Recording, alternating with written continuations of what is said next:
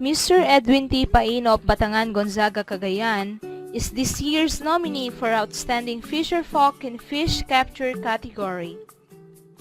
Mang Edwin is a commendable fisherfolk and is worthy of recognition because of his remarkable contribution to food production and his active participation to support the government to sustain the fishery resources in the region.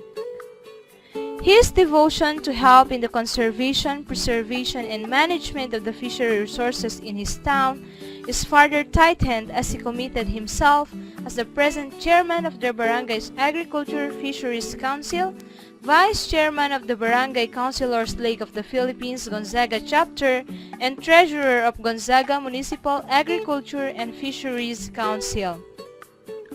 Having been presently elected as one of the Barangay Councilors of Batangan, Gonzaga, he is now instrumental in leading and in educating his comrades towards the legal use of sustainable fishing technologies adapted in their fishing activities.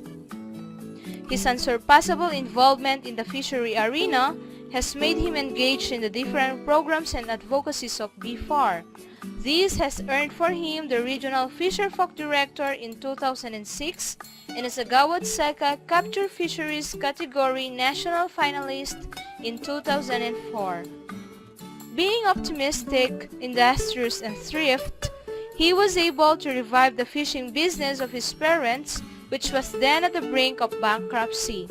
From a meager savings left from their business, he spent it buying a single boat and a beach seine, which were his sole partners to acquire more assets and profits, which led him to put up a successful business venture on fish processing, particularly in bagoong making.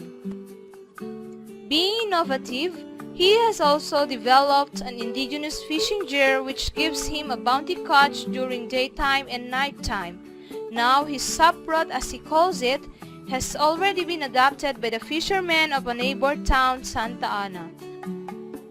The nominee as a manager values the worth of his workers' contributions in his success as a fisherman and in his bagoong making business.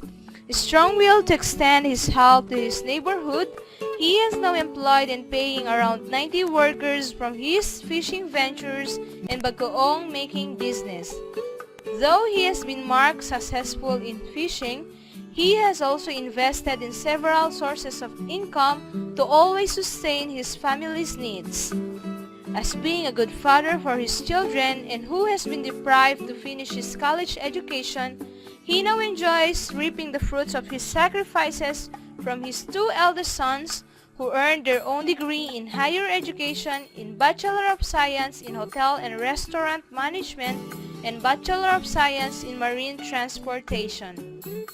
With all these tangible and notable accomplishments and community involvement, the nominee is open to adopt innovative approaches in fish capture in consonance with the legal practices in coastal and marine resource management.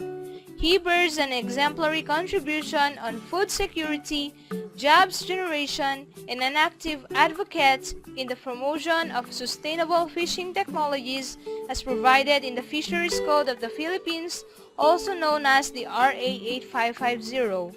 All these worth emulating characters, the nominee deserves to be the most outstanding fisherfolk in fish capture category in the country.